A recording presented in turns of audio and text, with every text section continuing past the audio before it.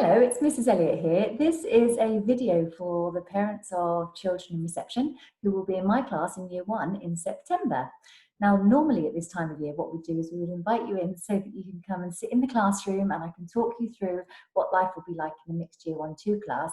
Obviously, the world has got a bit mad this year, so I can't quite do that. So instead, I've made this video for you to share with you some of the expectations of what will be happening in Year 1 next year, and also with a few things that you can do over the summer just to make sure that your child is ready for Year 1. I obviously won't be around for a one-to-one to talk to you, but if you do have any questions, then please do email the office and I can respond. Otherwise, we'll see you in September. Now, everything that I share here is subject to change in case of any developments from the government or anything that occurs, but this is what I'm intending to take place in September. Right, I'm going to share the PowerPoint with you and I'll be talking to you all the way through. So I'm going to share this. This is our Ready for Year 1 PowerPoint, and it looks like this. There we go. Where's that? Okay, so ready for Year 1. So first of all, reading. So by the end of reception, children really should ideally be confident in reading in the red reading level and starting to read at yellow level. Ideally, they would be familiar with reading the 45 key reception words. If you're not sure what those are, if I click here, these are the 45 key reception words. So the words that Miss Fitzherbert would have already been practicing with your children, but if they can know them by heart by the time they start in September, that would be really fabulous and would have them really ready to start the year. In Year 1, we will have a mixture of guided reading and guided comprehension. Now, guided reading is just that. It's helping your child to read. It's teaching them what they need to know to be able to decode the text and read. We want them to be a fluent reader. Now, guided comprehension is a far more valuable tool because it's basically understanding what they're reading. Key Stage 1, so that's Year 1 and Year 2, is a really valuable time when the children have to work out what it is that they're reading and why they're reading it and making it make sense to themselves, as well as in time for Year 2 SATs to be able to respond to questions about it. So we have a mixture of guided reading and guided comprehension. In Year 1, the children will also be learning to read the 100 high frequency words, which are these, okay? So these are the first 100 high frequency words. They're words that come up quite a lot in our writing. A number of them are not phonetic, so all the brilliant phonics works that we do doesn't always apply to this. But if you could start getting your children to read these and recognise them over the summer holiday, that would also be amazing. There we go. In Year 1, we usually have parent helpers coming in to listen to the children one-to-one. We don't think that's going to happen in September because, like I said, the world has gone mad. But as soon as we can invite parent helpers in and you have some time, that would be amazing if you can come and join us, because the more the children get to read, the better their reading fluency develops. So please do volunteer if you are able. Myself and support staff will listen to the children read whenever possible. Obviously, we have all these restrictions for September about how we can make contact with the children, but we will do our best. So I'll just move through the 45 keywords and the 100 keywords. This is just some examples of some of the texts that the children were reading, and it is a range in Year 1. So you'll have some books like this, where Mother Chimp and Little Chimp are going down to the river, and Little Chimp is running. So to guide them through comprehension, it's really making sure that the children understand what's happening in on that page. So before even looking at the words, have a look at the picture, see if the children can work out from the picture what's going on, then start to look at the words and point out any tricky ones that they may not have seen before. Chimp isn't a word we come across all the time, so chimp may need a little bit of help as well. And then for the children to read it, and read it several times until they're comfortable, they've understood every word on the page. At the more difficult end, we have text like this, so looking for hippos. So there's a lot more for the children to read, and really the image doesn't give much away. So by the time the children get to this stage, they really should be reading the words and understanding the words and not just relying on their phonic knowledge to decode the words. If they are still decoding at this stage and don't have that natural ability to decode in their head before reading it, then it means we probably wouldn't move the children on until they are secure, just because reading and breaking down every word takes all the meaning out of it, and it's not very enjoyable for the children, and also it's harder for them to understand exactly what's going on the page. So parents, I would be so grateful if you could listen to your children reading every night. So just as I showed you on the last slide, if you could follow by using a picture talk first, then identifying difficult words before reading through the text itself. Also, alternate pages are encouraged. I still do that with my children. They're much older, where they read a page and I read a page, because the children learn to read by listening to you reading as well. So please, that would be wonderful if you could take turns. The children, when they start in year 1, must be able to change their books independently. Now, that's quite a big change from reception, where Miss Fitzherbert normally changes the books for the children, but now the children will have to do it themselves. I endeavour usually to stand outside and watch the children changing their books, but sometimes the children have to do it on their own. Now, that's what we normally do, but in September, who knows?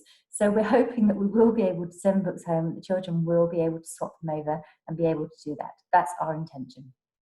Also, we want the children to develop a love of reading. So to read books because they enjoy it, not just because it's homework or they've been told to. Writing. By the end of reception, the children should have left Miss Fitzherbert and they should be able to form letters on a page. They should have the correct posture and readiness for writing. So feet flat on the floor, back straight in the chair, and be able to hold the pencil using the correct grip. They should also be able to use phonic knowledge to write words. That's why we do a lot of phonics in the lower school. And they should be able to write simple sentences that they and others can read. Okay, I need to be able to see what it is that they're putting on the paper. Now, in year 1, we have regular handwriting sessions because we don't want handwriting to be a barrier to writing. So we encourage the lead-in and the correct formation. So leading to joins when the children are ready. Now, if I was just to show you, if I stop sharing ever so quickly. What I mean by lead-ins, you can see here, you can see my hand for the writing. So if we imagine that there is a line here, and then the children start, and then they lead in. Now, when we're writing letters, we always start on the line, and our letters should be of a consistent size.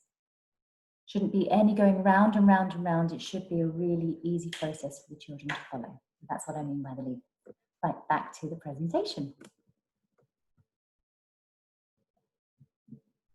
There we go. So the regular handwriting sessions are obviously to facilitate that. The expectation is that children should be able in year 1 to write in clear sentences. Okay, this is what we work on a lot in year 1 because the children have got to have those first stepping stones, that foundation for writing. This is also our end of year expectations for all the other elements of writing. So if I click this will obviously be shared with you by email as well. So we're looking at getting children to around the working at expected standards. So it's making sure that we're using some simple descriptions, so some adjectives, trying to connect our sentences by time, using one day and the next day and then, and also connecting our sentence with the word and. So these are the expectations that I would like the children to, the objectives even, that I'd like the children to meet. Some children will be working at greater depth, so down here using a range of conjunctions, whereas up here some children will just be below the expected standard, but anywhere within this range, and I'll be really, really happy considering the obviously upset that we've had to our schooling for the past year. So, for parents, over the holidays, please could you get your children to write something every day. Now, one word is enough, but more would be brilliant. Just make sure they are picking up a pen, picking up a pencil, and that they are remembering how to hold the pen or pencil, what the grip should be, how they should sit, the posture, and also sort of building up their stamina for writing over the summer holiday would be absolutely fabulous, please. Also, if you could model how to begin writing cursive, as I've just shown you, we don't print, we always use cursive. Now the children, I would really like the children to be able to sit at the table and remain seated for the duration of the task. Now, this is normal practice in year 1, where the children sit more at the tables than they do in the reception class. But in September, it's highly likely that the majority of the lessons, the majority of the day will be sat at the table. So the longer we can get children to understand the need to remain seated, then the more productive they will be. We will try to move them around as much as we can, but obviously, as you know, we are fairly limited at the moment. But it won't always be like this, I'm sure. I would also like the children to be able to record independently. Moving from a class of 16 in reception to a full class of 30 in the mixed year 1, year 2, it does mean that I can't sit with the children to do work. The children have got to be self-motivated and they have got to work on their own. So any work that you can do at home to help them to do that would be brilliant. So although I want you to work with them, sometimes just walking away a little bit and seeing what they can produce without you watching would really, really help them once they start in September. Also, the children need to be able to read back through their work. It doesn't have to be spelt well, that's fine. As long as they can understand what they've read, then that's a really, really good start. If it's spelt brilliantly, then that's also brilliant, but don't worry, that's not the focus. The focus is to understand that they are communicating via a sentence that they can themselves read. And I want them to be proud of what they produce. It doesn't have to be perfect, but if they're proud, then I can't ask for much more. Spelling, just mentioned spelling slightly. So by the end of reception, the children should use phonic knowledge to write their words. They should be able to spell some of the irregular common words such as the, me, all of those words that are also on the list that I shared with you earlier. Now in year 1, we continue using phonic sessions and we have a focus on phase 4. Now I realise because of everything that's happened, some children won't be at phase 4 at the moment. So we are putting through some groups to make sure that we have support for children who are still on phase 2 and phase 3. And obviously I will be teaching phase 4 as well. But it does mean that your children may not be taught by me. They may be taught by a teaching assistant because I can't be everywhere at the same time.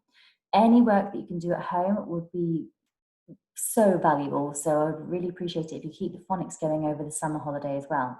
I believe Miss Fitzherbert has some videos on the school website showing you how to pronounce the sounds used in phonics. So we don't want any r's and n's, please. It's an and an That's what we're looking for.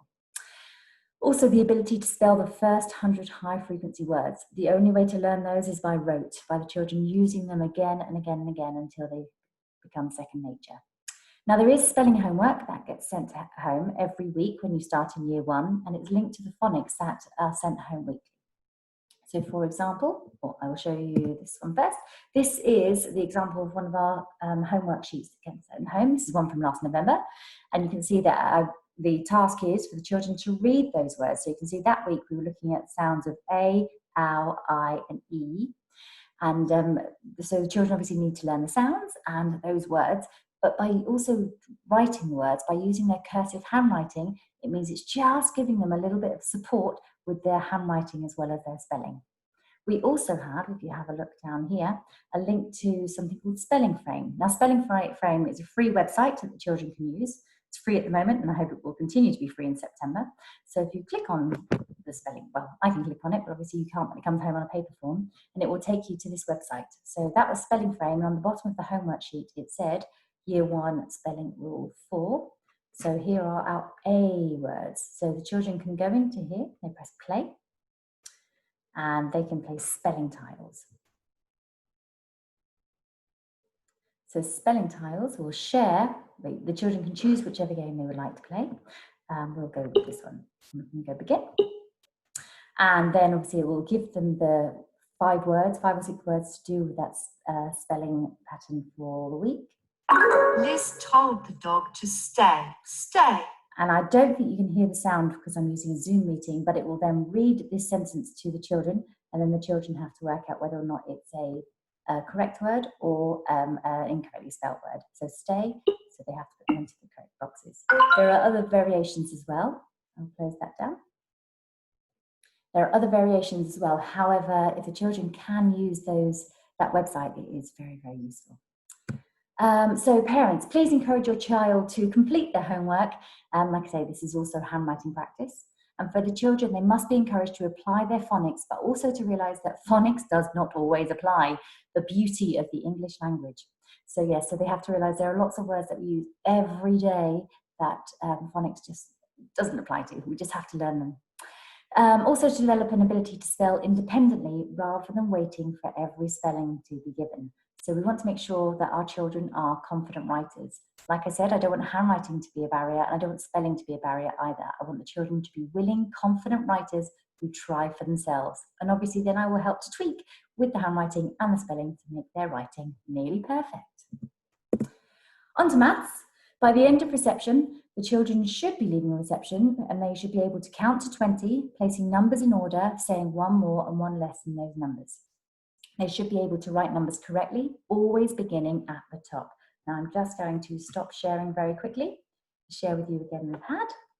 So whereas with our letters, we start at the bottom, When we're using numbers, we always start at the top. So our 0 starts at the top. Another number here, 8 starts at the top. Maths always starts at the top.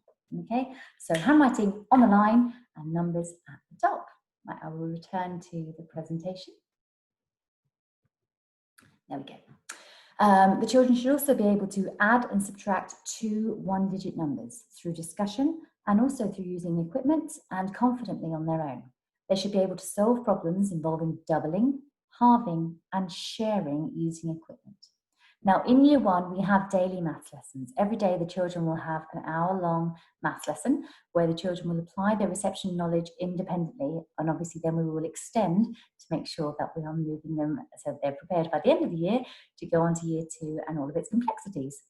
The children also need to have the ability to demonstrate how they can record their work in a formal way. So the children, once again, maths is about writing too. It's about the recording of numbers. So I'm afraid it is a lot of time sat at the table. We do still use equipment to make sure that we have an understanding of maths, but I can't just mark the equipment. I have to be able to mark their books as well. So the children do need to record. So if we have here.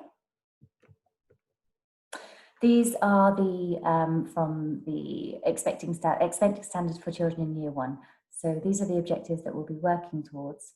So making sure rather than numbers to 20, like we have in reception, we're looking at numbers to 100, including across 100. We're looking at reading and writing in numbers and in words and numerals, counting in 2s and 5s and 10s. I mean, I'll leave this so you can have a look. I will share it with you, but there are quite a few objectives that we have to get through. So maths does really kind of pick up a pace, goes up a gear once you move into year 1. So parents, how you can help over the summer holiday. Please write numbers daily with the children. Just like writing letters and words, numbers need to be written as well, so that when they come back, they remember how to form numbers and everything else is in place for me to teach. Also talk about maths in everyday situations. Can they read the numbers on the bus? When we're allowed to use cash again, can they count change? What number are they putting into the TV? Whatever, as long as they are talking about numbers. And for the children, like I said, they must be able to write their numbers correctly and recognize their value, to understand the order that the numbers go in. And also to be able to follow a lesson starter and recreate it independently. So they need to really focus on maths and listen to what I'm demonstrating and then try for themselves. So in general, when the children come into year 1, it is very different to the early years setup. And I realize it's a big jump, but it's a jump that we have to make, and all the other children the same age are doing the same thing. The children need to have greater independence. Obviously, it's lovely that you're helping them as much as you can, but a lot of the time when they come into school, they've got to be able to take the lead about what they need to do, be it remembering their water bottle or changing their reading book if we can start doing that, but they have to be a bit more independent, and that's what we will be supporting them to do. Also to develop their organisational skills, including changing for PE. So there are 30 children that I have to support getting changed for PE. And so that's 30 pairs of shoes to tie. That's why Velcro is so amazing. And also 30 top buttons to do up. So if you can help the children do that over the summer holiday, that would be brilliant, including putting their clothes on the right way round. The ability to persevere without direct adult support, as I say, the numbers, my class pretty much doubles from reception. So the children have to be a bit more independent and they have to persevere and try for themselves. I'm there to help, but there's only one of me. And to be resilient. So, we need to show resilience now that we're going into Key Stage 1. Also following a routine. The good thing about my Key Stage 1 class is that we do have routines and the children know what's coming up next and they know the whole order of the day. And after about a week in the classroom, everything will become normal and natural and they'll know what to do next. So I'm hoping that that will help them to build their independence and their organisational skills. So that's something that we do have routine in Key Stage 1. And also sustained focus. I really have no idea what's going to happen in September, but I do feel the children are going to be sat at their tables for a long time. And as much fun as I'm trying to make it, they are going to have to try their hardest to stay on task while sat at a desk watching me teaching from the front. I'll do my best for anything you can do over the summer to really support them with that, and also to understand that returning to my classroom in September and having to sit down for long periods of time isn't just because I'm not very fun, it's because it's what we're going to have to do. And I'm just going to stop sharing now. There we go. So I hope that's been really useful. Like I say, if you have any questions, then please do get in touch with the school office and I'll do my best to respond.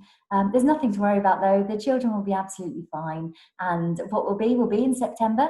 And as long as everyone behaves themselves, then I'm hoping that we will be able to resume normality as soon as possible. But it might just be a few weeks until we work out what our new normal is going to be. Anyway, have a wonderful summer. Help your children as much as you can, but mainly look after them. Make sure that they are ready to return safe and well in September. Okay, thank you. Goodbye.